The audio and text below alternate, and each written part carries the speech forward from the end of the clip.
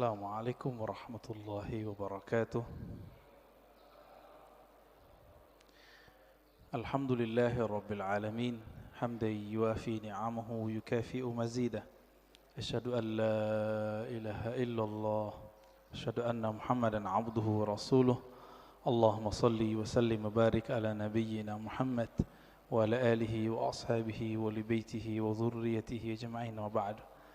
Allahumma inna nas'aluka khair hadzal yawm wa khairan fihi wa ba'dah wa na'udzubika min syarri hadzal yawm syarri ma fihi syarri ba'dah. Bapak saudara, ikhwan fillah, banyak orang mendengar kalam ini.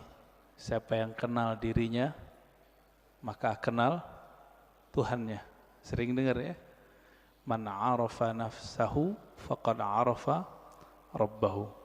Siapa yang kenal dirinya, dia pasti kenal Tuhannya, Rabbahu. Imam Ibnu Qudamah itu menyebutkan redaksi yang berbeda. Man 'arafa qalbahu, 'arafa Rabbahu. Siapa yang mengenal qalbunya, maka dia akan kenal yang membolak-balik kolbunya, yaitu Allah Subhanahu wa ta'ala. Ada yang bertanya, ini hadis atau bukan? Nah, ini pertanyaannya dua sebenarnya. Ini hadis atau bukan, lalu maknanya apa? Setelah kita teliti, ilmu hadis itu, Bapak Saudara makan Allah, jika kita buat pemetaan ilmu keislaman, bahkan semua ilmu di dunia itu dapat dirumuskan jadi 4 cara mengetahuinya, disebut epistemologi, bahasa Arabnya madarikul ulum. Bagaimana cara mengetahui suatu hal? Yang pertama lewat indera, bukti-bukti fisik. Yang kedua akal, kita pikirkan, kita tahu. Yang ketiga kita tes. Yang keempat pakai spiritual, pakai rohani. Ilmu hadis itu yang pertama. Jadi ilmu hadis dia ilmu bukti fisik, mesti didengar, mesti ada bukti fisiknya. Maka secara ilmu hadis, hadis ini tidak bersumber dari Rasulullah sallallahu alaihi wasallam. Dari siapa ketemunya? Ternyata ketemu perkataan seorang ulama salaf namanya Yahya ibn Mu'az ar-Razi. Yahya bin Mu'az ar-Razi. Yahya bin Mu'az ar-Razi ini ulama ahli qalbu di zamannya. Beliau wali besar. Kalam-kalamnya itu bukan lagi kalam kayak kita. Dia jika berkalam, kalamnya itu hampir mirip dengan kalamnya Nabi sallallahu alaihi wasallam. Sehingga dikira ketika dia berkalam begitu, itu kalamnya Rasulullah sallallahu alaihi wasallam. Itu secara apa? Ilmu hadis. Siapa yang mengatakan itu? Imam Nawawi. Lalu diikuti oleh Imam Suyuti dan imam-imam yang lain. Jadi secara ilmu hadis gak ketemu di Sahih Bukhari, gak ketemu di Sahih Muslim, gak ketemu di Sunan Abu Dawud, Tirmizi, Nasai, gak ketemu. Ketemunya di perkataan-perkataan ulama.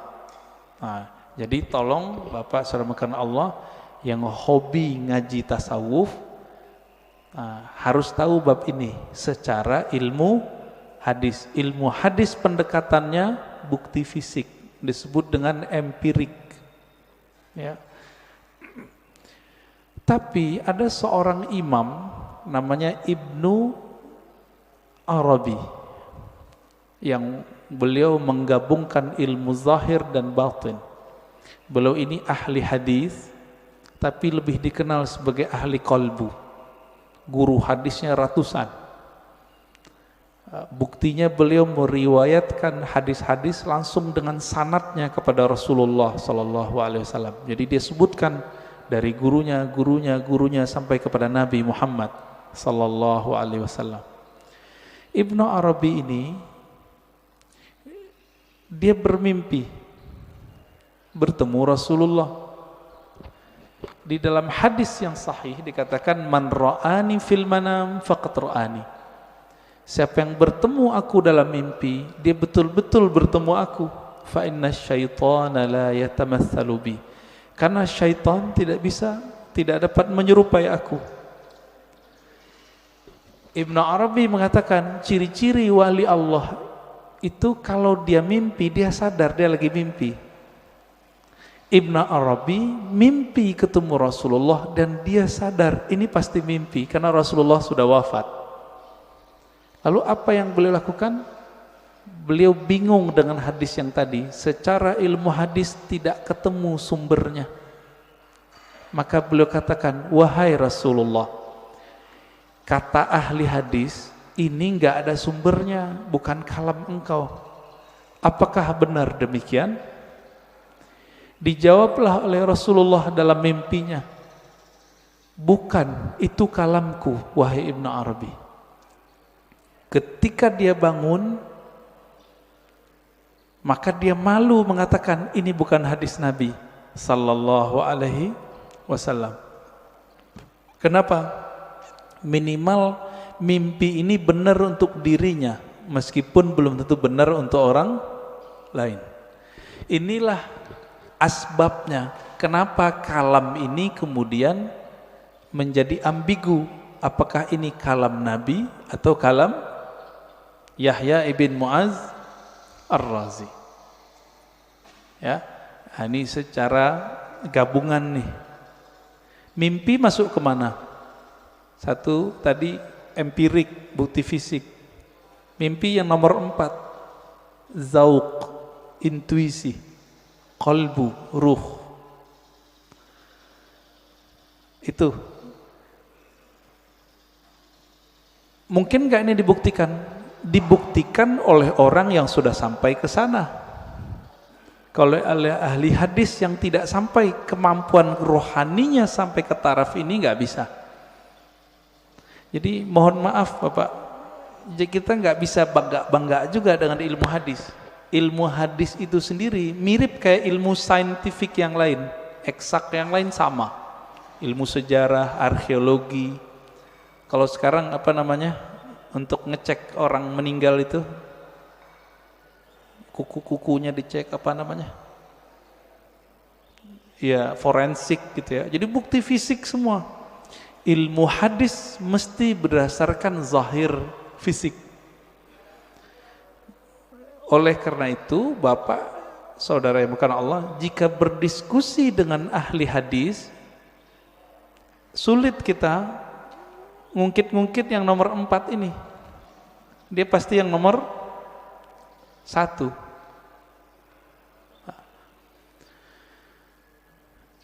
Coba lihat kalamnya. Siapa yang kenal diri, kenal Allah. Isinya benar gak? Bagus gak kalamnya? Bagus.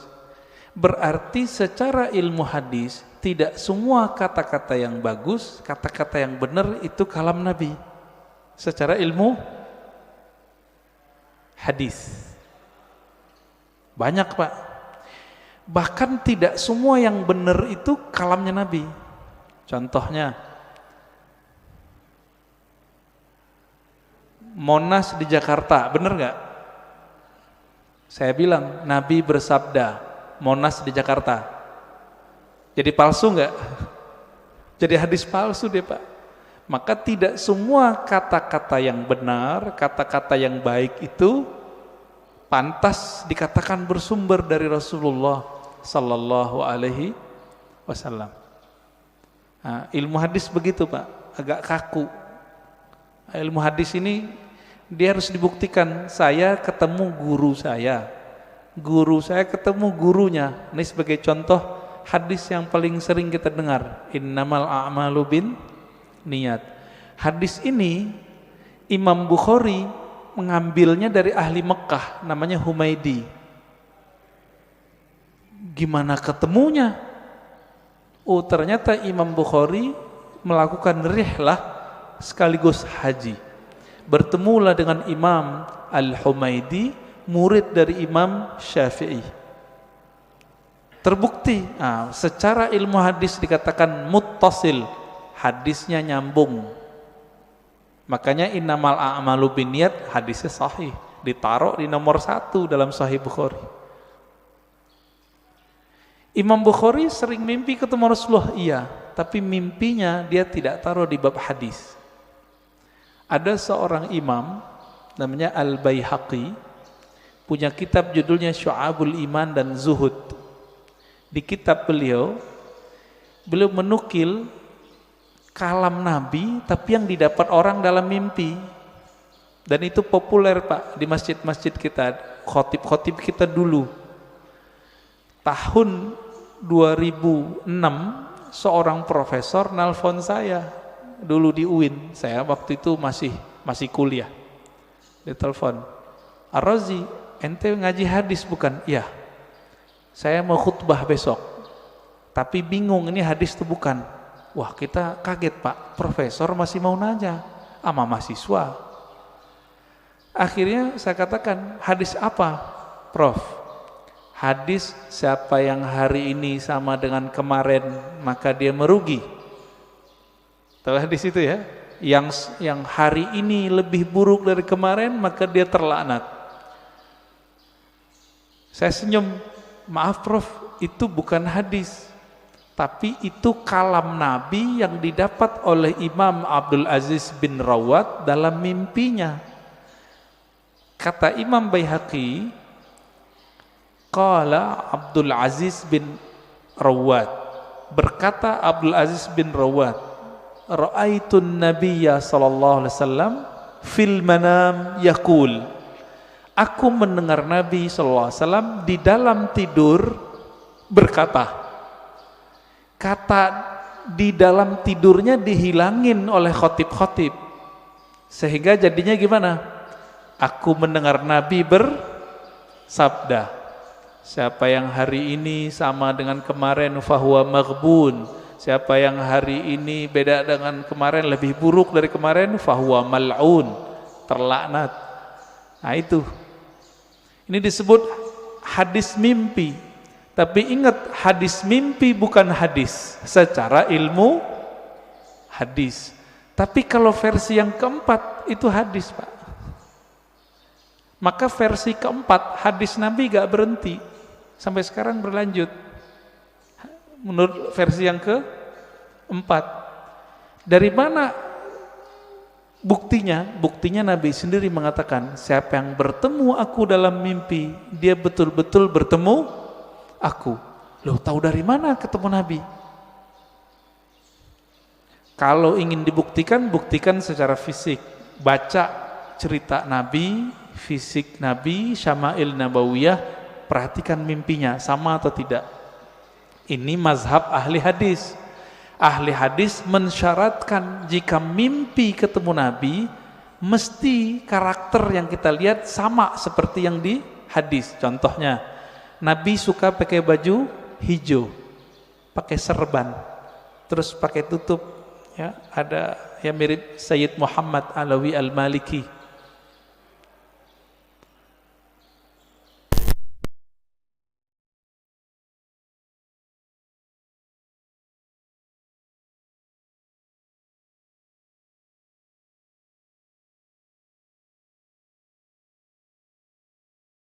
Sir rahasia di dalam ini nggak pernah bohong. Ma kadzabal fuadu ma ra'ah. Dalilnya itu. Tidaklah si fuad ini, si kolbu ini, si hati ini pernah berbohong dengan apa yang dia lihat. Jadi walaupun Nabi sudah meninggal menurut ahli hadis, tapi bagi ahli ruhani Nabi nggak pernah mati Pak. Nabi cuma pindah alam, alam ruh, alam barzakh, alam malakut jabarut. Nah, ada di antara ulama yang setiap hari bisa ketemu Nabi. Siapa itu? gurunya Imam Syafi'i, namanya Imam Malik. Dihikayatkan dalam kitab Hilyatul Aulia, kitab hadis, tapi berkaitan dengan Tazkiyatun Nafs, karya Imam Al-Hafiz ahli hadis Abu Nu'aim Al-Asfihani. Imam Malik berkata, ma bittu lailan illa wa ra'aitun nabiyya sallallahu alaihi wasallam. Lebih kurang begitu. Tidaklah aku beristirahat malam hari, melainkan saat aku memejam mata, aku memandang kepada Rasulullah sallallahu alaihi wasallam tiap malam, Pak. Siapa imamnya? Imam Malik. Tapi Imam Malik ahli hadis, maka beliau tidak memasukkan hasil dialognya dengan Nabi ke dalam bab ini, tapi masuk ke bab fatwa, dianggap itu ilham.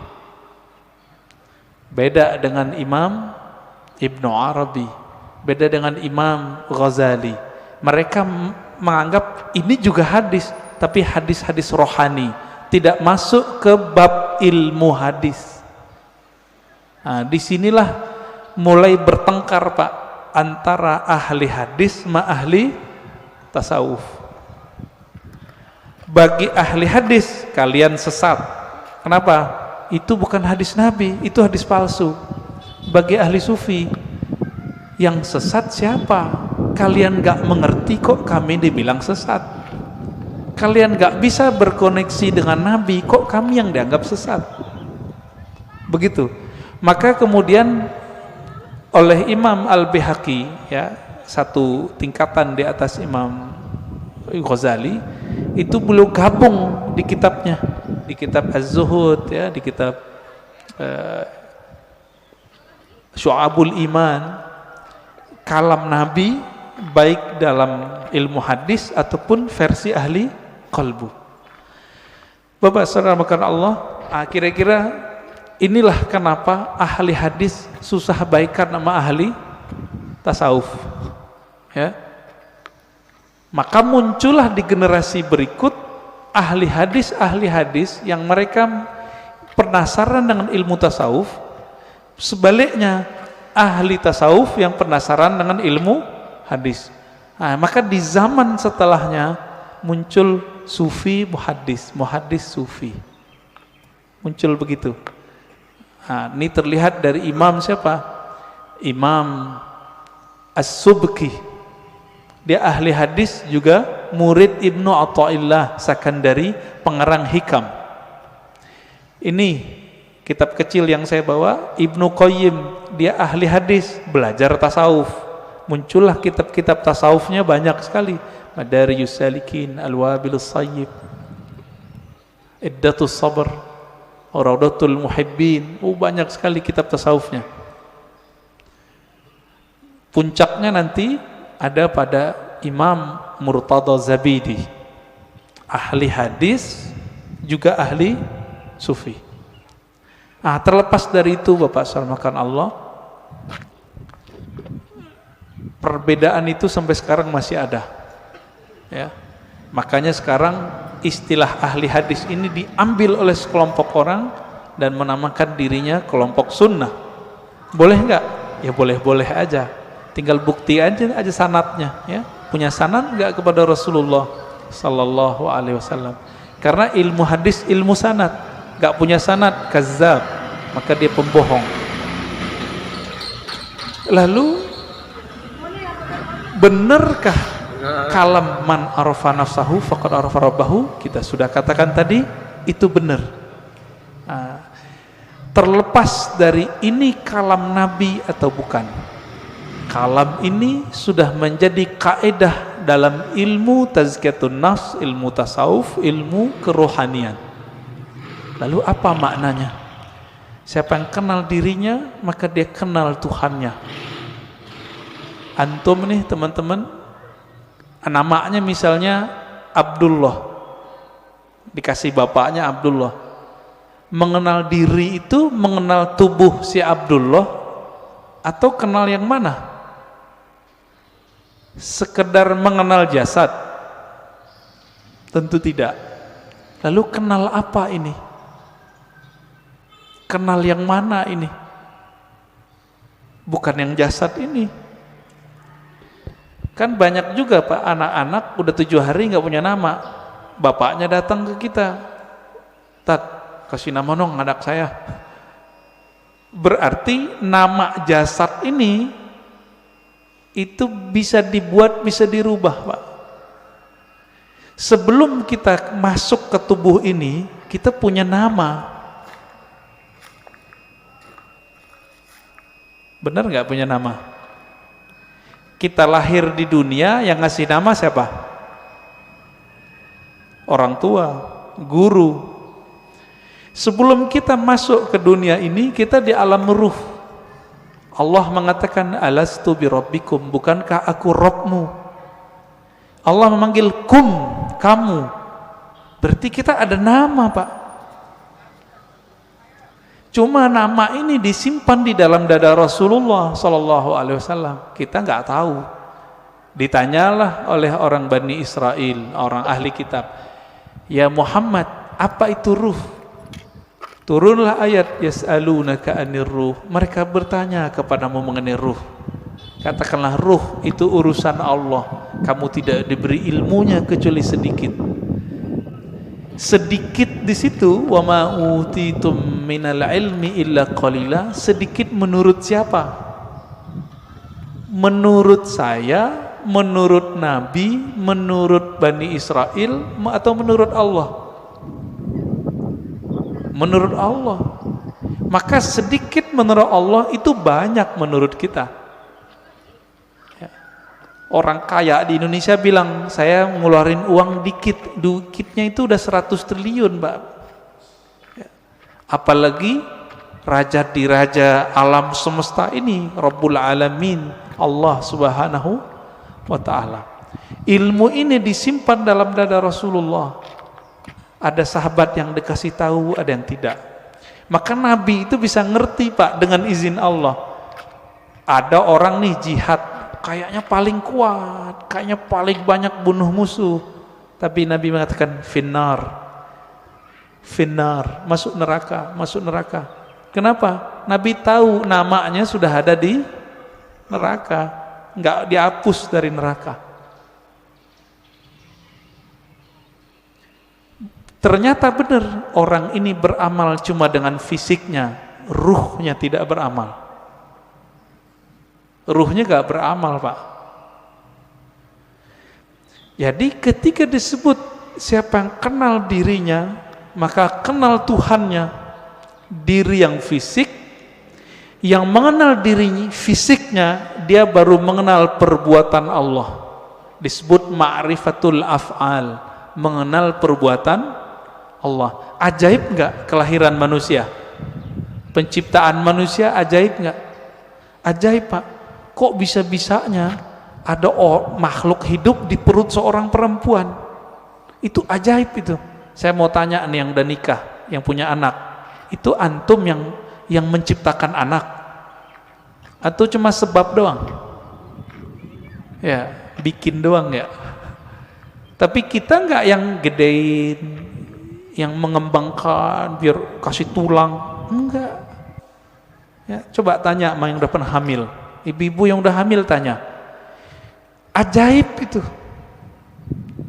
Maka mengenal diri yang fisik mengantarkan kepada ma'rifatullah level 1. Apa itu? Ma'rifatul af'al, ma'rifatu af'alillah, mengetahui perbuatannya Allah Subhanahu wa ta'ala. Itulah yang dibahas dalam surah Al-Mu'minun itu, ya. Ayat 11 ya. Begitu juga di surat Ar-Rum ya, sebelum ayat tentang pernikahan itu kan tentang penciptaan kita semua. Dari nggak ada jadi ada, dari tanah kok bisa jadi hidup, kok tiba-tiba bisa melawan kepada Allah. Nah, itu dia. Namanya ma'rifatu fi'lillah. Jadi kalau ada ahli biologi, ahli ilmu-ilmu eksak tidak mengenal Allah lewat ini, lewat dia, berarti dia tersesat, nggak mengenal Allah. Itu satu. Diri yang fisik Nah, kita punya diri yang disebut dengan nafs tadi. Jadi nafs itu sendiri artinya ada nafs fisik, ada nafs jiwa. Orang kita nyebutnya sukma, perasaan. Nah, itu masuk di situ. Yang bilang saya emosi, nah itu dia.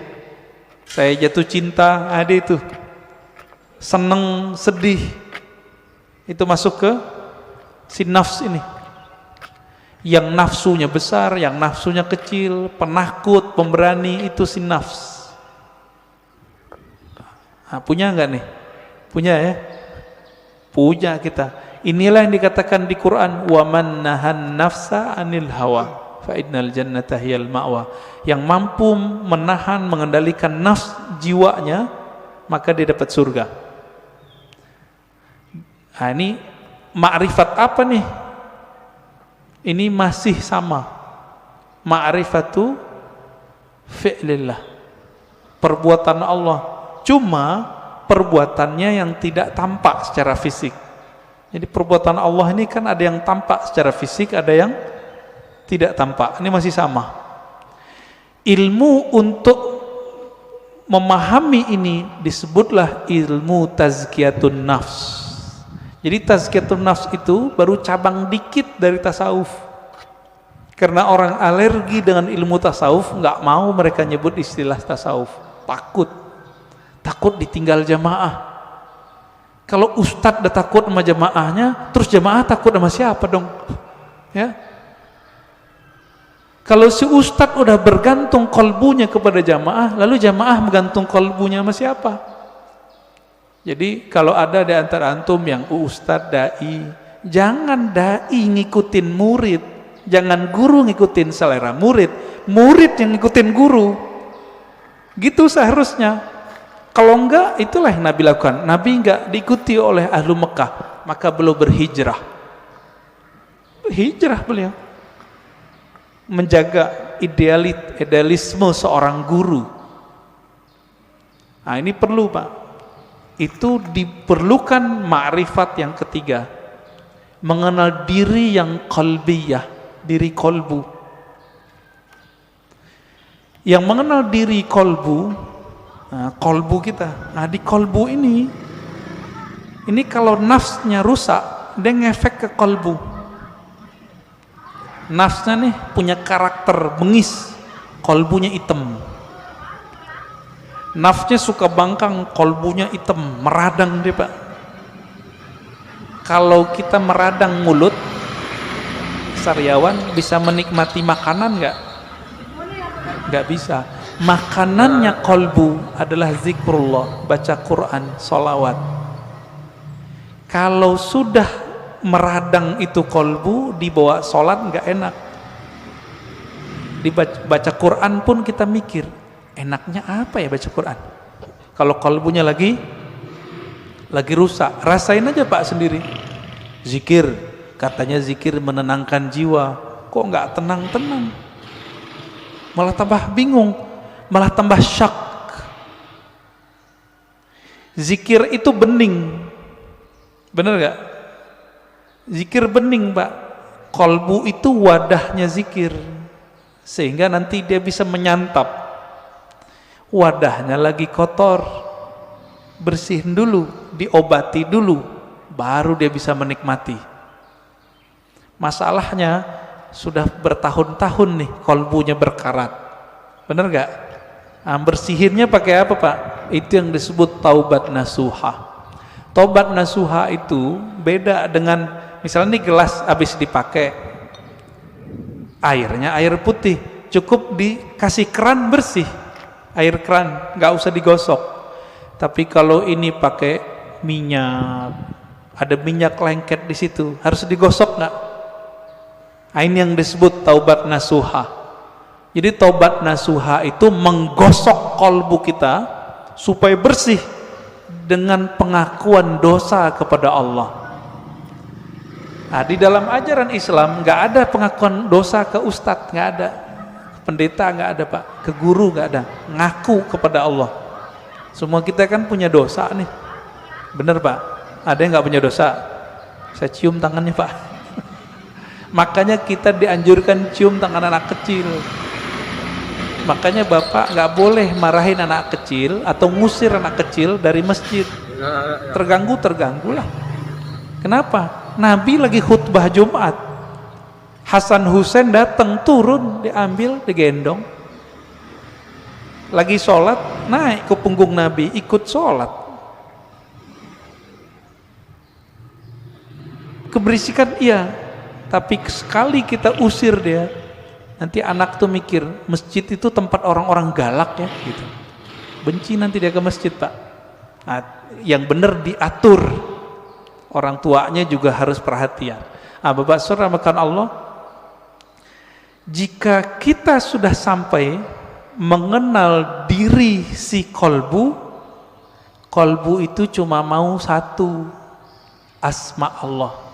Asma Allah ada di Quran, ya, ada di sholawat, ada di zikir. Intinya zikirlah. Semakin banyak kita mengenal nama Allah, semakin banyak makrifat di dalam kolbu. Maka di sini wajib ada kajian Asmaul Husna, Pak. Udah ada belum? Harus ada, Pak, di sini. Mati bawa apa? Mati bawa apa ntar? Bawa asma Allah. Jangan bawa nama-nama bapak kita, nggak kepake. Bapak gue kiai, nggak kepake, Pak. Saya Ustadz Haji, yang kan nggak dipakai. Habib pun nggak laku, Pak, dikubur. Bapak ini keturunan Rasulullah, nggak laku dikubur kalau nggak bawa ma'rifat. Malah diragukan, masa keturunan Rasulullah begini, kata malaikat ya. Kalau nanti Rasulullah bawa syafaat mungkin, tapi kan malaikat Mungkar Nakir ini seperti orang yang jaga depan kantor, Pak. Dia nggak mau tahu, yang lewat dia periksa, bener gak? Bapak saudara makan Allah, ma'rifat kolbu itu hanya dengan mengenal nama dan sifat Allah.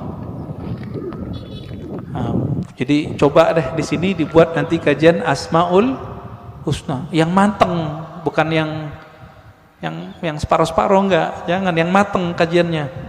Gurunya ahli zikir, bersanad zikirnya kepada Rasulullah. Insya Allah Pak enak ngajinya, kan banyak nih. Carilah ya, semoga ketemu nanti. Asma sifat. Ma'rifatus sifat itu masih bagian dari kolbu, paling dalam. Dia udah masuk ke dalam sirnya kolbu. Kan kolbu ini dia ada bagian-bagiannya, Pak. Kolbu itu disebut ada fuad. Ada yang disebut dengan lub. Inti dari kolbu disebut lub. Rahasia yang ada di dalam inti kolbu itu disebut dengan sir.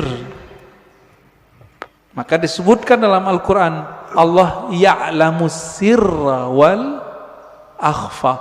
Allah mengetahui yang sir, yang tersembunyi, bahkan yang akhfa, yang samar.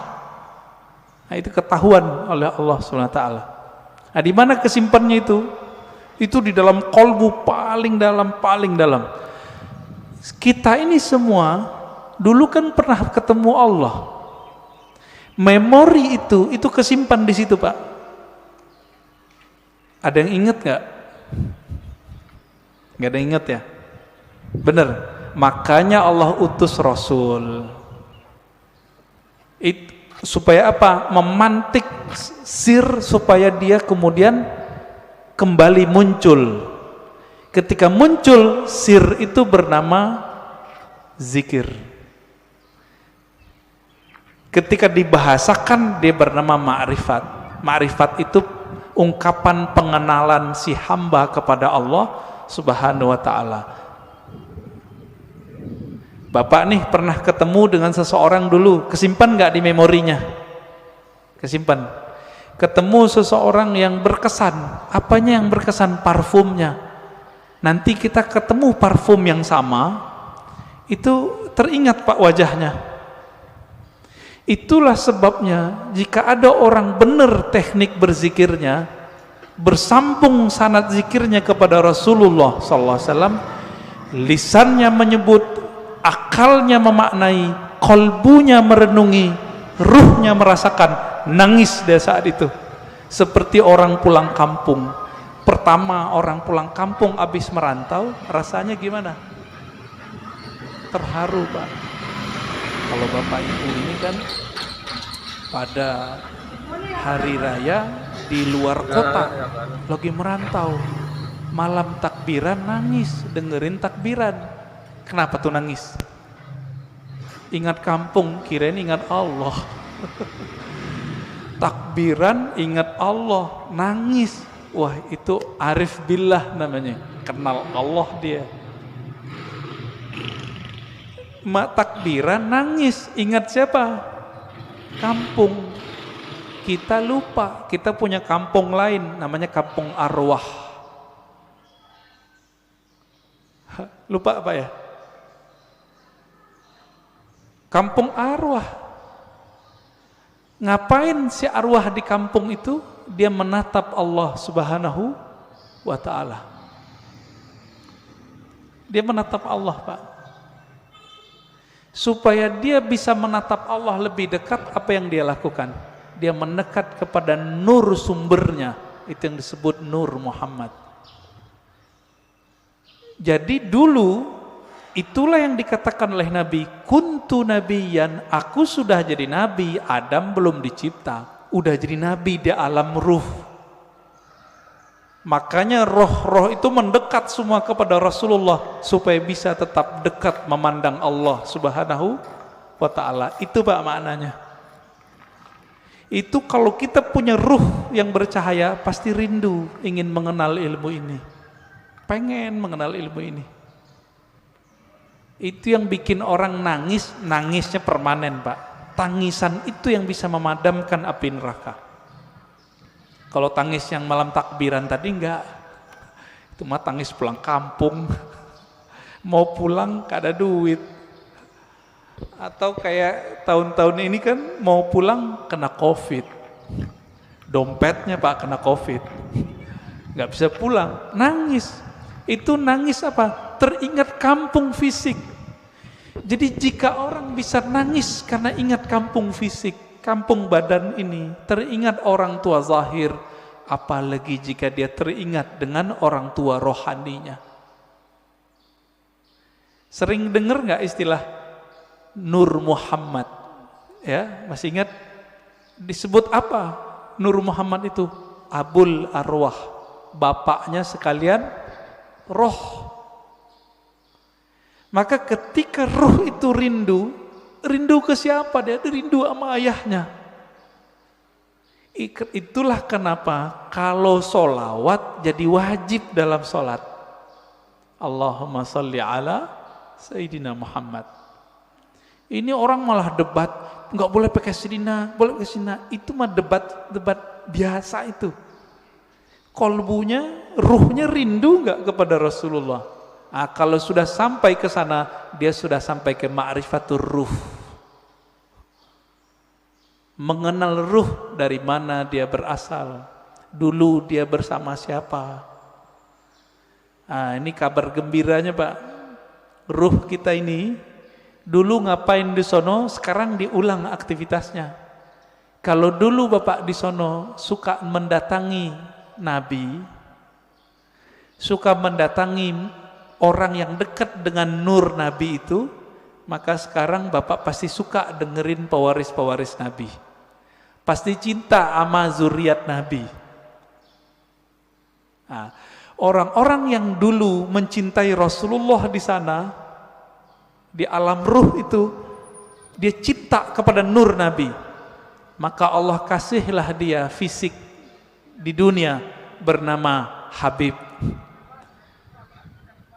atau ulama, dua aja, Habib atau ulama. Jadi kenapa Habib terlahir sebagai Habib, Kiai sebagai Kiai, gus sebagai gus, ajengan sebagai ajengan. Karena dulu nurnya mengagumi nurnya Nabi sallallahu alaihi wasallam. Itulah makna hadis al arwah junudun mujannadah, hadis sahih Muslim. Ini syarahnya jarang orang menjelaskan ini. Roh itu dia berbaris-baris seperti tentara. Nah, dulu nih Bapak kalau dibukakan pintu kolbunya, itu bisa lihat Pak, dulu kita seperti ini di sono, ngumpul Pak seperti ini. Bapak kenapa sebut masjid ini Masjid Nabawi? Karena merindukan Nabi sallallahu alaihi wasallam. Semoga para pewakaf, pendiri, pengurus diberkahi oleh Allah, diberi rindu kepada Rasulullah. Bahkan sebelum wafat Allah kasih mimpi ketemu Rasulullah sallallahu alaihi wasallam. Amin. Pasti bisa Pak. Rasulullah kan nggak mati beliau, cuma pindah alam. Kalau kita bisa mati sebelum mati, bukan bunuh diri loh Pak ya. Mati sebelum mati itu apa? Mampu memilah ini alam jasad, ini alam pikiran, ini alam kolbu, ini alam ruh. Mampu dia berzikir, bertahan, bisa dia ketemu Rasulullah sallallahu alaihi wasallam. Bisa Pak. Dulu Sayyid Muhammad Alawi Al-Maliki kalau mau ngapa-ngapain itu nanya sama muridnya, masih hidup, saya nggak usah sebut namanya, kalau disebut ntar nah jadi orang mengkultuskan beliau nanti. Orang kita Pak, Jawa Tengah kalau nggak salah ya, Kiai Fulan, bertanya ke beliau, bocah ya waladi, kira-kira begitu ya, anakku, coba tanya ke Nabi, saya mau melakukan ini, beliau restu gak? Itu yang minta siapa? Sayyid Muhammad, keturunan Rasulullah sallallahu alaihi wasallam, hafal banyak hadis. Muridnya pakar mimpi ketemu Rasulullah, karena sholawat gak berhenti-berhenti beliau, sholawat aja terus. Maka Bapak Ibu saudara makan Allah, jika ingin bertemu Rasulullah, sholawat terus. Terus itu apa ujungnya? Ujungnya mati. Jadi kalau belum mati jangan berhenti. Dijamin Pak, pasti. Kenapa? Hadis jaminannya jelas. Man shalla alaiya sallallahu alaihi asyara marat. Yang salawat kepadaku, Allah salawat kepadanya 10 kali. Saya mau tanya nih, ini 10 kali menurut kita atau menurut Allah? Coba lihat bahasa Arabnya. Sallallahu alaihi. Allah bersolawat kepadanya 10 kali. Berarti menurut Allah atau menurut kita? Kita ini Pak cukup dapat 1 salawat dari Allah pasti masuk surga. Salawat disertai rahmat, masuk surga. Kalau 10 ketemu Rasulullah sallallahu alaihi wasallam, ketemu Rasulullah pasti. Maka Nabi mengatakan ini garansi Rasulullah, orang yang paling dekat kepadaku nanti siapa? Aksaruhum salatan bi, yang paling banyak bersolawat kepadaku. Inilah media kalau mau ketemu Rasulullah. Bisa. Siapa yang bilang nggak bisa ya? Nabi mengatakan nanti di akhir zaman ada Dajjal. Seandainya aku hidup saat itu, akulah hajijun alaikum, akulah pembela kalian. Secara fisik Nabi nggak ada Pak, tapi kan pewarisnya ada. Pewarisnya itulah disebut Al-Imam Al-Mahdi. Imam Mahdi, apa kata beliau? Namanya seperti namaku. Nama dalam bahasa Arab ismun. Ismun artinya tingkatan dan kemuliaan, bahkan ilmu. Itu artinya. Bukan Muhammad bin Abdullah. Muhammad bin Abdullah mah banyak habaib namanya dari dulu Muhammad bin Abdullah, tapi bukan Imam Mahdi. Ya. Ini sekarang banyak yang kajian akhir zaman tapi terjebak pada riwayat ahli hadis fisik, tidak mempertimbangkan ahli rohani. Nah, ini kesalahan besar kajian akhir zaman hari ini. Akhirnya yang terjadi cocok logi. Kita berterima kasih, syukron ya, terima kasih para asatis akhir zaman, antum telah membuat kita aware, sadar mengenai hadis akhir zaman. Cuma kadang nggak cocok. Hidungnya lurus gitu ya. Itu mah ciri fisik habaib, rata-rata begitu hidungnya. Ya. Bukan itu kalau mengenal Rasul. Rasul itu kolbunya yang mau dilihat. Berarti ini yang disebut ismun tadi. Ya. Maka yang keempat itu Bapak selamatkan Allah. Siapa yang mengenal ruhnya, maka dia mengenal Allah secara hakiki. Dia mengenal Rasulullah secara hakiki. Nah, semoga kita sampai ini yang ini nih, keempat. Mengenal ruh walaupun sedikit menurut Allah itu kan banyak bagi kita. Setetes saja Allah beri, itu udah lautan bagi kita. Ya. Nah, caranya banyak-banyak aja Pak sholawat. Bapak ini kan mohon maaf ya, pemalas ngajari guru, maunya didatangin guru mulu, ya enggak? Carilah guru yang bisa mengajarkan zikir ma'rifatullah. Nanti diajarin Pak cara berselancar kepada Allah. Tapi kalau masih males, udah sholawat aja dulu. Nah, nanti sholawat ini nurnya akan membimbing kita, insya Allah ya. Jadi lebih kurang makna ringkas dari man arafa nafsahu faqad arafa rabbahu, 4 level ini ya. Tinggal dilihat kita bagian yang mana ya.